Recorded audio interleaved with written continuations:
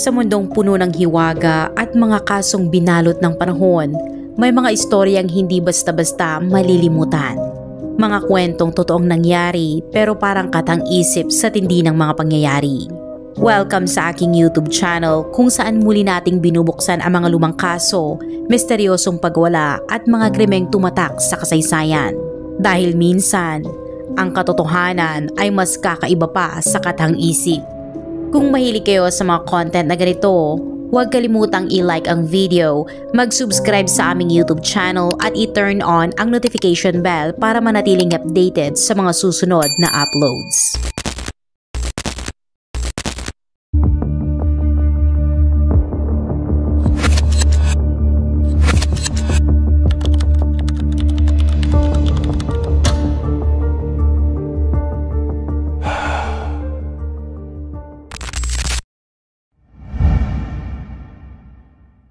Noong umaga ng ika-15 ng Setyembre taong 2007 sa istasyon ng tren sa Melbourne, Australia, napansin ng mga pasahero ang isang batang babaeng Asyano na nag-iisa at umiiyak. Dahil sa pag-aalala, agad silang lumapit sa mga tauhan ng istasyon upang humingi ng tulong. Habang nagkikipag-usap sa bata, napansin ng mga staff na hindi ito marunong magsalita ng English. Sa una, inakala nilang nahiwalay lamang siya sa kanyang pamilya kaya dinala nila ito sa opisina. Napansin nilang ang suot ng bata ay mula sa kilalang brand ng mga pambatang damit na pumpkin patch, kaya pansamantala nila itong tinawag na Little Pumpkin. Kaagad nilang sinuri ang mga kuha ng CCTV upang hanapin kung nasaan ang mga kamag-anak ng bata. Ngunit sa pag-review ng mga footage, may nakita silang kakaiba. Sa video, makikita ang isang lalaking nasa edad 50 na may dalang maleta habang hawak ang kamay ni Little Pumpkin papasok sa estasyon. Makalipas ang ilang sandali, yumuko ito at may ibinulong sa bata pagkatapos ay umakyat sa escalator at hindi na muling bumalik. Dahil dito, napagpasyahan ng mga staff na posibleng iniwan ng naturang lalaki ang bata. Agad nila itong iniulat sa pulisya. Ngunit hindi nila inaasahan na ang simpleng ulat na iyon ang magiging simula ng isang kasong yumanig sa mga komunidad ng Chino sa Australia at Estados Unidos at magbubunyag ng mga krimeng kinakasangkutan ng isang kilalang guro ng martial arts mula sa China. Sa mas malalim na investigasyon, nakumpirma ng mga otoridad na si Little Pumpkin na 3 taong gulang noon ay isang mamamayan ng New Zealand. Ang lalaking nagabandona sa kaniya ay walang iba kundi ang kanyang sariling ama, isang 53 anyos na guro ng martial arts na si Yan Shui na mas kilala sa pangalang Michael. Sinuri ng mga otoridad sa Australia ang mga tala ng flight at nalaman nilang noong ika-13 ng Setyembre taong 2007, 2 araw bago matagpuan si Little Pumpkin, bumiyahe si Michael at ang kanyang anak mula Auckland, New Zealand papuntang Melbourne, Australia gamit ang kanilang mga pasaporteng New Zealand.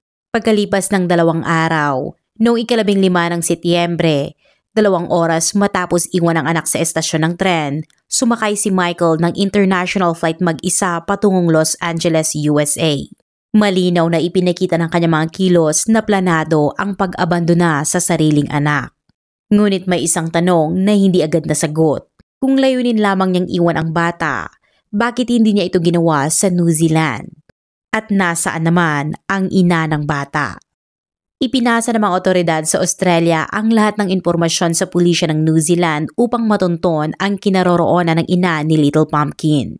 Makalipas ang 2 araw, noong ika-17 ng Setyembre, nagtungo ang mga investigador sa bahay ni Michael sa Auckland upang magsagawa ng pagsisiyasat. Doon nila nalaman na ilang araw nang nawawala ang ina ng bata.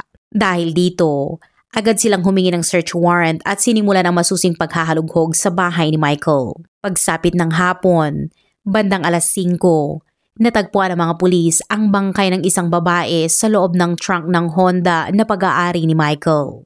Matapos ang pagkakakilanlan, kinumpirma ng mga otoridad na ang biktima ay si Anan Liu, ang asawa ni Michael at ang ina ni Little Pumpkin. Nang matagpuan ang bangkay ni Anan Liu, napansin ng mga pulis na nakasuot siya ng nightgown at wala ng panloob. Sa tabi ng kanyang katawan, natagpuan ang isang pares ng pulang panty na tila itinapon doon. Bukod dito, may nakabalot na dilaw na kurbata sa kanyang leeg. Ayon sa pagsusuri ng medical examiner, patay na si Ana nang humigit kumulang 1 linggo bago siya matagpuan. Natukoy din na bago siya pumanaw, wala siyang natamong anumang uri ng pang-aabuso. Ang sanhi ng kanyang kamatayan ay suffocation o pagkakasakal at ang dilaw na kurbata ay pag-aari ng kanyang asawa. Sa panty na natagpuan, may nakita ring DNA ng 3 lalaki. Isa sa mga ito ay tumugma sa asawa niyang si Michael. Matapos ang krimen, natuklasang lumipad si Michael kasama ang anak nilang si Little Pumpkin papuntang Australia noong 13 ng Setyembre. Pagdating doon, iniwan niya ang bata saka nagpatuloy mag-isa patungong Estados Unidos. Dahil sa sunod-sunod na kahina-hinalang kilos na ito, agad siyang itinuring ng mga investigador bilang pangunahing suspect. Ngunit matapos niyang makapasok sa Amerika, walang sino man ang nakakaalam kung saan siya nagtago. Mabilis na naging usap-usapan ang kaso sa komunidad ng mga Chino sa New Zealand.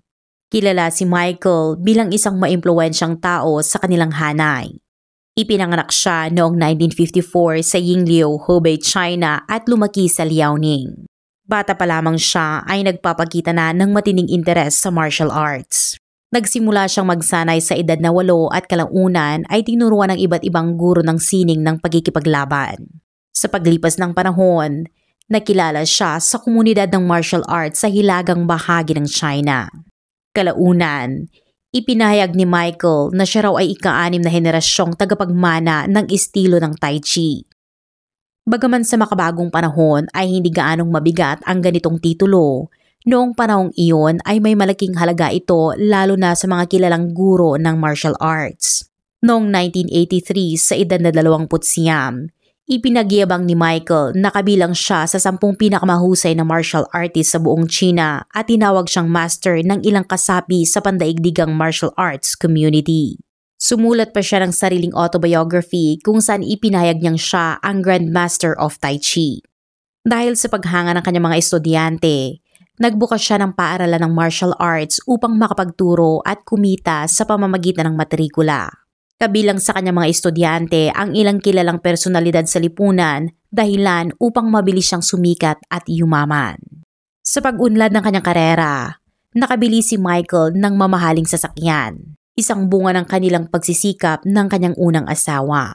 Ngunit di naglaon, napansin ng ilang estudyante na wala palang tunay na karanasan sa pagkikipaglaban ang kanilang guro. Unti-unti nilang nakilala si Michael bilang isang taong puro pagpapanggap lamang. Ito ang naging simula ng pagbagsak ng kanyang reputasyon. Dahil sa paglayo ng mga estudyante, lumiit ang kita ng kanyang paaralan hanggang sa tuluyang hindi na ito makayanan. Gayunpaman, nakarinig si Michael ng mga balitang mataas ang pagpapahalaga ng ibang bansa sa mga guro ng martial arts mula sa China. Kaya't nagpasya siyang subukan ang kapalaran sa labas ng bansa. Isang desisyong magiging simula ng serye ng mapanganib na pangyayari sa kanyang buhay. Noong taong 1996, lumipat si Michael sa Auckland, New Zealand. Mahigit 40 taong gulang siya noon at kakahiwalay pa lamang sa kanyang unang asawa. Kasama niya sa New Zealand ang anak na babae at doon siya nagbukas ng isang martial arts center. Taon-taon, nagsasagawa siya ng ilang martial arts performance upang ipakita ang kanyang kakayahan. Sinubukan din niyang magturo ng martial arts sa Estados Unidos ngunit hindi ito nagtagumpay. Sa loob ng komunidad ng mga Chino, hati ang opinyon ng mga tao tungkol sa kanyang talento at pagkatao. Marami ang naniniwalang puro pagpapagitang gilas lamang si Michael at wala talaga siyang natatanging kakayahan. Sa madaling salita, lagi niyang inilalarawan ang sarili bilang isang kilalang master ngunit saan man siya magturo. Sa China man, New Zealand o Amerika, hindi siya nakakahikayat ng maraming estudyante. Isa sa mga pangunahing dahilan ay ang kanyang ugaling arogante, marahas at labis ang pangangailangang mangontrol ng mga tao sa paligid niya. Paulit-ulit niyang sinasaktan ang sariling anak dahilan upang malungkot at puno ng takot ang pagkabata nito. Kapag umaalis siya papunta sa ibang bansa, madalas niyang iwan ang bata nang walang sino mang nag-aalaga. Maging sa kanyang unang kasal, Kilala si Michael bilang marahas sa asawa at mga anak kaya't lumaki ang anak niya sa takot at kawalang kapanatagan.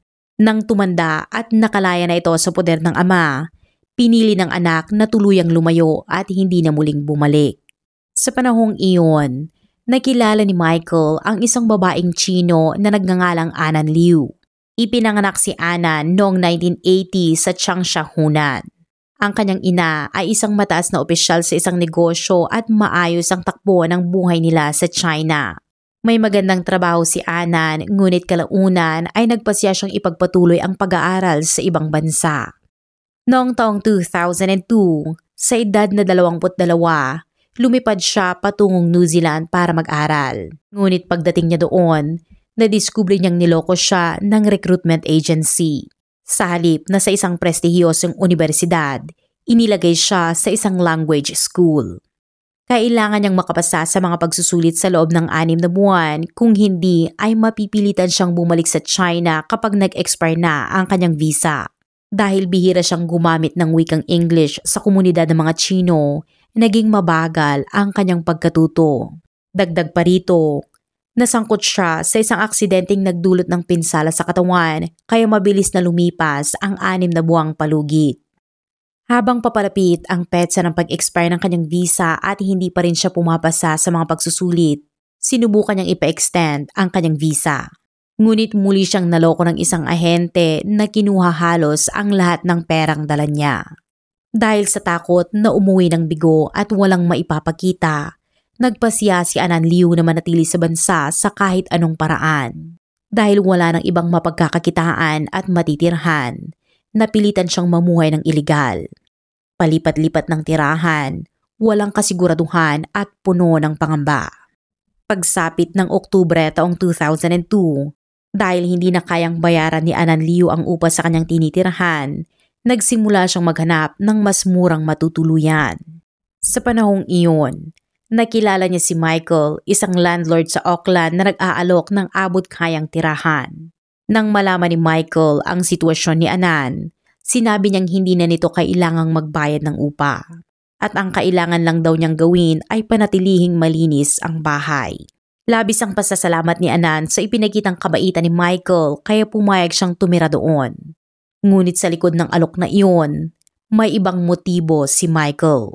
Noon, 48 taong gulang na siya at malinaw na hindi lang pagtulong ang kanyang layunin. Gusto rin niyang ligawan ang mas batang babae na 26 na taon ang agwat sa kanya. Nakakagulat para sa marami, ngunit mabilis na tinanggap ni Anan Liu ang paglapit ni Michael. Sa katunayan, mas matanda lang si Anan ng 4 na taon sa anak ni Michael kaya't mahirap paniwala ang totoo ang ugnayan nila sa simula. Marahil kung maayos pa noon ang kita ng martial arts school ni Michael, nakita ni Anan ang relasyon bilang paraan upang makaligtas sa mga pinansyal na problema niya habang nasa ibang bansa. Mabilis ang naging takbo ng kanilang relasyon at nagsimula silang magsama. Sa unang bahagi ng 2003, nagpakasal sila at nabuntis noon si Anan Liu. Pagsapit ng huling bahagi ng taon, isinilang niya ang isang batang babae, ang batang nakilala sa kasong ito bilang si Little Pumpkin. Sa una, tila nahanap ni Anan ang isang mabuting lalaki sa banyagang lupain. Ngunit pagkaraan ng kasal, unti-unti niyang natuklasang kontrolado at seloso si Michael. Ipinagbabawal nitong makipag-usap siya sa ibang lalaki at madalas magalit kahit sa maliliit na hindi pagkakaunawaan. At kapag nagkaroon ng pagtatalo, nauuwi ito sa pananakit. Hindi iyon ang buhay na inaasahan ni Anan, ngunit dahil wala pa siyang permanenteng visa, naramdaman niyang wala siyang pagpipilian kundi tiisin ang lahat. Pagsapit ng taong 2006, nang mahigit 50 taong gulang na si Michael, nagsimulang humina ang kanyang pisikal na kakayahan, isang karaniwang yugto para sa mga martial artist.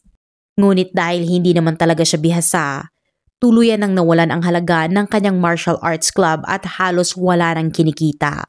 Sa parehong taon, nakuha ni Anan Liu ang kanyang green card na nagbigay sa kanya ng permanenteng paninirahan sa New Zealand. Dahil dito, hindi na siya ganap na umaasa sa kanyang asawa. Nabago ang takbo ng kanilang relasyon. Hindi na siya basta sumusunod sa mga utos ni Michael at minsan pa nga ay tumatangging makipaglapit dito. Ito ang nagpasiklab sa mas matinding galit at pagkadismaya kay Michael lalo pat bumabagsak na ang kanyang karera.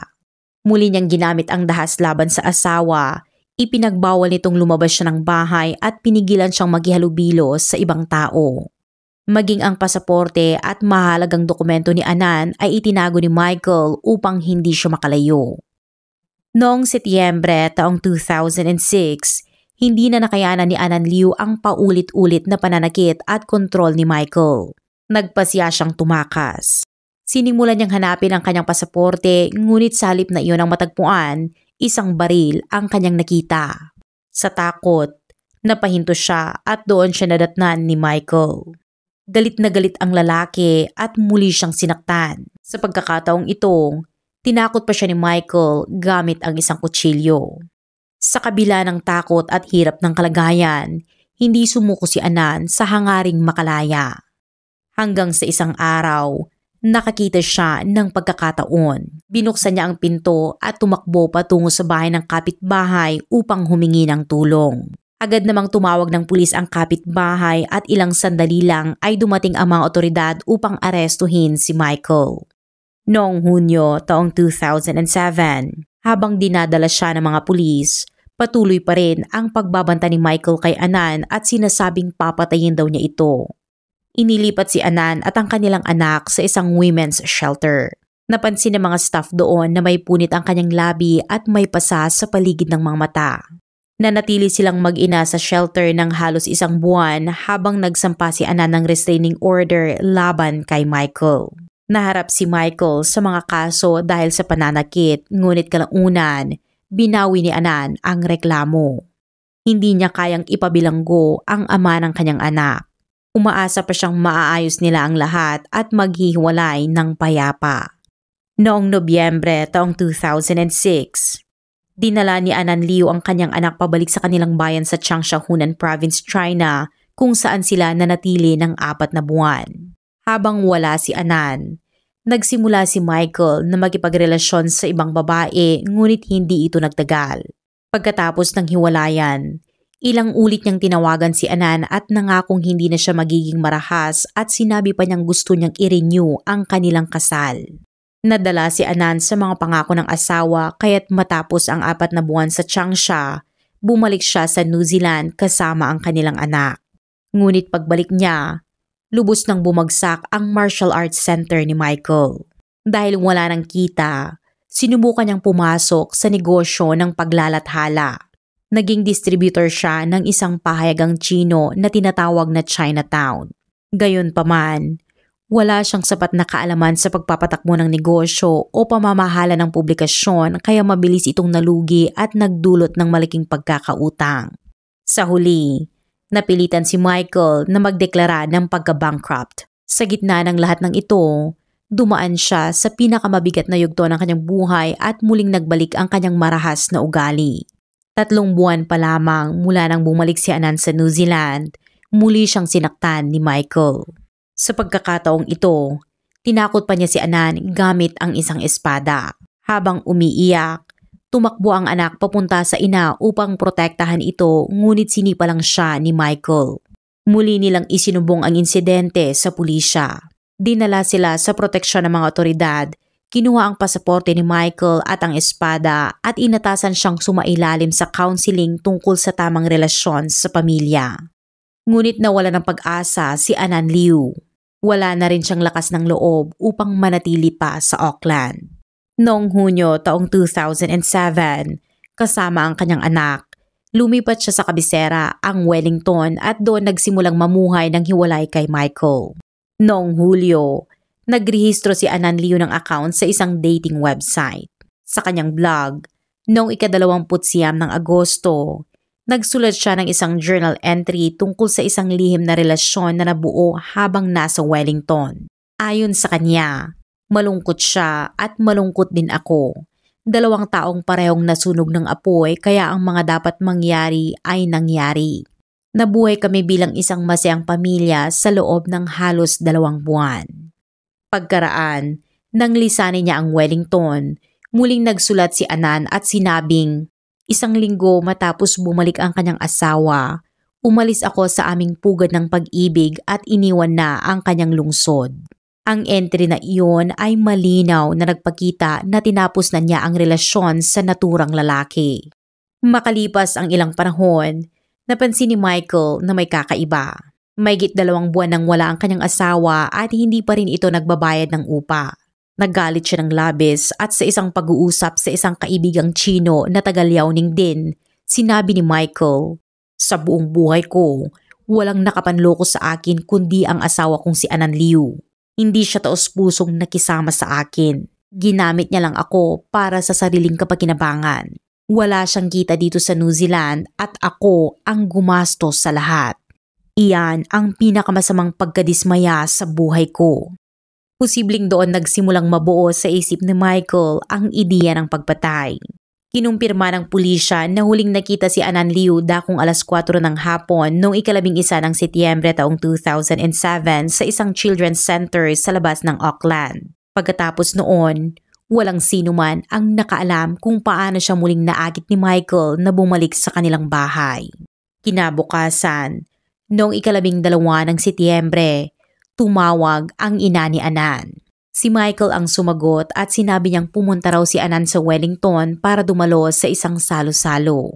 Matapos ang pagkamatay ni Anan Liu, nagtungo si Michael sa mga otoridad upang bawiin ang kanyang nakumpiskang pasaporte.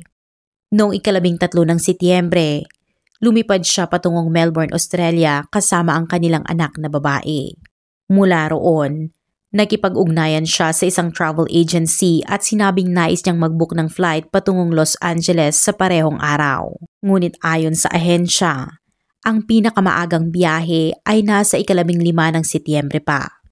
Sa simula, plano ni Michael na isama ang kanyang anak sa pagtakas. Ngunit di nagtagal ay nagbago ang isip niya. Alam niyang magiging pabigat ito sa kanya kaya't gumawa siya ng isang malamig at walang pusong desisyon. Ang iwanan ang bata. Pagkaraan ng insidente, nagpahayag ang panganay na anak ni Michael ng kagustuhang alagaan ang kanyang nakababatang kapatid. Agad na kumilos ang embahada at tumulong upang madala mula sa Changsha ang ina ni Anan Liu upang siya ang kumuha ng kustodiya ng kanyang apo at maiuwi ito sa China kasama ang abo ng kanyang anak. Nag-ambagan ang komunidad ng mga Chino sa New Zealand upang matulungan si Little Pumpkin ngunit magalang itong tinanggihan ng kanyang lola. Lubhang nasaktan at nagdamdam siya sa sinapit ng kanyang anak. Akala niya noon na sa pagpapadala kay Anan sa ibang bansa, magkakaroon ito ng mas maginhawang buhay. Hindi niya kailanman inakalang mauuwi ito sa ganitong trahedya. Dahil bihira silang makapag-usap, hindi alam ng ina ang mga taon ng paghihirap na dinanas ni Anan Liu. Wala rin siyang kaalaman tungkol sa buhay mag-asawa nito at ni minsan ay hindi pa niya nakilala si Michael. Matapos makapasok si Michael sa Estados Unidos, naglabas ng nationwide arrest warrant ang mga otoridad. Umabot pa siya sa listahan ng US Top 100 Most Wanted kasama ng mga leader ng mga organisasyong terorista. Makalipas ang 1 taon, noong 28 ng Pebrero taong 2008 sa College Park, isang suburb sa Atlanta, isang chef na Chino na nagngangalang Wei Guishan ang nagbabasa ng pahayagan. Napansin niyang may alok ang pulisya ng $10,000 na pabuya para sa sinumang makakapagturo sa isang takas na pinangalan ng Michael. Nang makita niya ang larawan, nanlaki ang kanyang mga mata. Naroon sa isip niya ang tanong kung hindi ba iyon si Mr. Tang na nagtatrabaho sa restaurant. Nagsimula siyang magbalik tanaw sa mga kahina-hinalang bagay tungkol dito. Hindi raw nito kailanman inilalabas ang mga laman ng kanyang bagahe na parabang palaging handang umalis anumang oras. Madali rin itong magising kahit sa mahina na ingay at bagamat sinasabi niya na taga-Hebei siya, iba ang punto ng kanyang pananalita. Dahil tiyak siya sa kanyang hinala, agad tumawag si Wu sa 4 niyang kaibigang kapwa Chino na naninirahan din sa Amerika upang ipaalam ang sitwasyon. Sa 5 lalaki, 3 ay mga delivery worker, 1 ay dating manlalaro ng soccer sa probinsya at 1 ay dating sundalo na minsang nanalo sa kompetisyon ng wrestling. Lahat sila ay malalakas at sanay sa pisikal na labanan. Ngunit walang sino man sa kanila ang marunong ng English. 3 ulit silang nagtangkang ipaliwanag ang kanilang nalalaman sa pulisya, ngunit hindi sila maintindihan kaya napagpasyahan nilang sila na mismo ang kikilos. Bumuo sila ng plano. Ang pinakamaliit sa grupo, si Wu Guishan, ang tutungo sa pulisya upang humingi ng tulong, habang ang 4 naman ay maghihintay sa tamang sandali upang hulihin si Mr. Tang. Kinagabihan, nagkunwari silang nagyayayang kumain sa labas at sama-samang nagtungo sa apartment ng takas. Ngunit tila naramdaman ni Michael na may kakaiba at nagsimulang maganda para umalis. Hindi na nag-aksaya ng oras ang 4 na lalaki. Ang dating manlalaro ng soccer ang unang humarang sa kanya, habang isa sa kanila ang sumugod at siya ay pinabagsak sa sahig. Agad namang rumisponde ang 2 pa upang itali ang kanyang mga kamay at paa gamit ang leather straps. Nang dumating ang mga pulis, nakapiglas na ang takas. Sa loob ng kanyang pitaka, natagpuan nila ang isang New Zealand driver's license na nagpapatunay sa kanyang tunay na pagkakakilanlan. Siya nga si Michael. Sa wakas, natapos ang international na paghahanap. Ipinadala siya pabalik sa New Zealand upang harapin ang kaso. Ang 5 lalaking humuli sa kanya ay tumanggap ng $10,000 na gantimpala, ngunit buong puso nilang ipinagkalob ito sa kawang gawa. Pinuri sila ng media at ng komunidad ng mga Chino sa Amerika at New Zealand dahil sa kanilang kabayanihan. Noong 2 ng Hunyo taong 2009, opisyal na binuksan ng Auckland High Court ang paglilitis laban kay Michael para sa pagpatay sa kanyang asawa at pag-abandona sa kanyang anak. Isang kasong umalingaw-ngaw sa 3 bansa, New Zealand, Estados Unidos at China. Hinarap si Michael ng kasong pagpatay. Matagal ang paglilitis at higit na 90 saksi ang tumistigo. Sinubukan niyang ipagtanggol ang sarili sa pamamagitan ng pag-angkin na hindi siya ang pumatay. Iginiit niyang inilagay niya lamang ang bangkay sa trunk ng kotse upang hindi maparusahan at tumakas siya kasama ang kanilang anak upang umiwas sa pag-aresto. Natagpuan ng mga eksperto sa forensics ang halo-halong DNA sa panloob na damit ni Anan kung saan ang malaking bahagi ay tumutugma kay Michael, ngunit may 2 malilit na sample na nanggaling sa 2 iba pang lalaki. Nagbigay ito ng ilang pag-aalinlangan sa kaso. Bagamat may DNA ni Michael rin sa kurbatang ginamit sa krimen, may nakita ring DNA mula sa ibang kalalakihan. Inilahad ng abogado ni Michael ang nakakagulantang na depensa na may ipinapakitang ebidensya sa blog at account sa dating website ng biktima na nagpapahiwatig ng di umano'y pagtataksil at iminungkahi na maaaring hindi totoong krimen ang nangyari kundi isang aksidenteng pagkakasakal sa gitna ng magaspang na pagsasama ng ilang tao. Ayon sa abogado, posible raw na hindi sa bahay nila namatay si Anan at na may isang lalaking hindi kilala na naglagay ng kanyang katawan sa trunk ng sasakyan ni Michael. Nagpatotoo ang mga forensic expert na ang DNA ay maaaring kumalat sa ilang paraan. Maaari itong matagpuan kahit sa hangin dahil sa laway o maipasa kapag pinagsabay ang paghuhugas ng damit sa washing machine. Hindi nila inalis ang posibilidad na nagkaroon ng malapit na contact si Ana sa ibang lalaki bago siya namatay, ngunit hindi rin ito lubos na isinantabi ang posibleng paglahok ni Michael sa krimen. Bago pa man mangyari ang trahedya, puno na ng karahasan at selos ang relasyon ni Michael at Anan. Pagkatapos ng ilang linggong paglilitis, noong 20 ng Hunyo taong 2009, nagpasya ang 12 miyembro ng hurado. Sa isang boto na pabor, napatunayang guilty si Michael. Noong 31 ng Hulyo taong 2009, ipinataw ng Auckland High Court ang hatol. Buhay na pagkakakulong na may pinakamahabang panahong 12 taon bago siya maaring humiling ng parol. Inakyat ni Michael sa korte ang reklamo dahil hindi patas ang paglilitis dahil puro babae ang mga hurado. Ito raw ang isa sa mga dahilan kung bakit naniwala siyang hindi makatarungan ang naging hatol. Matapos makulong, patuloy niyang itinatanggi ang pananagutan at sumulat ng autobiography na pinamagatang I Am Not a Murderer, kung saan inilalarawan niya si Anan sa negatibong paraan at ipinagpapatuloy ang pag-aangkin sa kawalan ng sala. Ngunit pagkalipas ng mga taon, nagbago ang kanyang tindig. Noong 2020, sa edad na 66, Inamin niya na pinatay niya ang kanyang asawa at sinabing nagsisisi siya. Pahayag na tila naglalayong magpakita ng pagsisisi upang mapabilis ang posibilidad ng paglaya. Gayunpaman, nasilip ng mga pagsusuring psikolohikal na mataas ang tsansa niyang muling gumawa ng krimen kaya tinanggihan ang kanyang kahilingan para sa parole. Ang kwento ni Michael at Anan ay halimbawa ng isang trahedya. Mula sa pagtataksil hanggang sa pagharap sa kaukulang parusa at nagsilbing paalala sa mapinsalang bunga ng pagdedesisyon ng padalos-dalos. Ang kanilang kasaysayan ay naglalaman ng aral na mag-isip ng mabuti bago kumilos sapagkat ang ating mga desisyon ay may malalim na epekto sa buhay ng iba at sa ating sarili. Panatilihin ang kabaitan at respeto. Iyon ang tunay na daan tungo sa kapayapaan.